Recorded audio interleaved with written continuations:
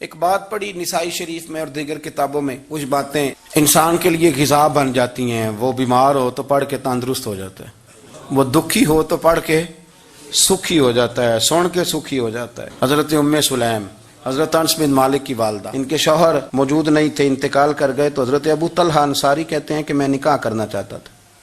حضرت ابو طلحہ بڑے سمجھدار آدمی تھے، زیرک تھے، مالدار تھے، عقل مند دانا بندے تھے۔ انہوں نے پیغام بھیجا حضرت ام سلیم سے کہ تیرے ساتھ نکاح کرنا ہے۔ سمجھدار آدمی تھے، عقل مند تھے۔ حضرت ام سلیم کہنے لگی کہ آپ نے پیغام نکاح بھیجا ہے تو آپ جتنے وزادار اور شریف آدمی، آپ کا پیغام نکاح رد نہیں کیا جا سکتا، پر میری نکاح کی شرطیں بڑی سخت ہیں۔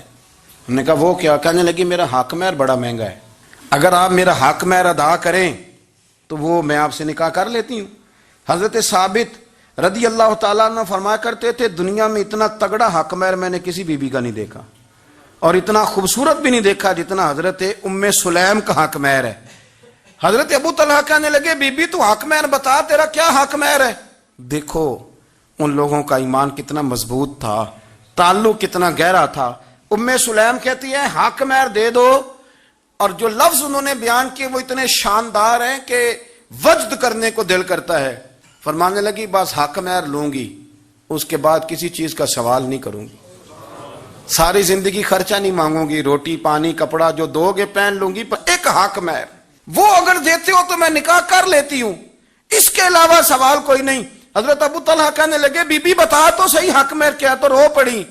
کہنے لگی تو غیر مسلم ہے، میرے نبی کا کلمہ پڑھ جا، یہی میرا حق مہر بن جائے گا، تو حضور کا غلام ہو جا، میں ساری زندگی روٹی نہیں مانگتی، میں کسی شے کا سوال نہیں کرتی، میں غریبی میں جیوں گی، میں تھوڑے پہ گزارا کروں گی، پر میرے رسول کا کلمہ پڑھ جا، یہ میرا حق مہر بن جائے گا۔ آپ یارو اس درد کو سمجھو نا، تو کلمہ پڑھ جا۔ حضرت ابو طلحہ کہنے لگے میں بھی دین کے بڑا قریب تھا، لیکن تیرا سچا اور سچا جذبہ بتاتا ہے کہ دین سچا ہے۔ فرمانے لگے تو اب نکاح کر چاہے نہ کر، میں نے مصطفیٰ کا کلمہ پڑھنے کا فیصلہ کر لیا، میں نے فیصلہ کر لیا ہے کہ اب میں نبی پاک کا کلمہ، اور میری یہ شرط نہیں کہ تو نکاح کرے چاہے نہ کرے۔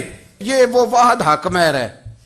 ایک بی بی نے حق مہر لیا ہے کہ تو کلمہ پڑھ، تو کلمہ پڑھ اور میں تیرے ساتھ نکاح۔ اللہ کرے اب بھی بیویاں ہوں جو کہیں کہ پہلے نمازی بن، قرآن مجید یاد کر، پہلے شریف النفس ہو، پر یہ تو بیویوں کی شرطیں نہیں۔ بیویاں تو کہتے ہیں قبضہ دے، تو اپنی کنجیاں دے، باقی کسی چیز کی ضرورت۔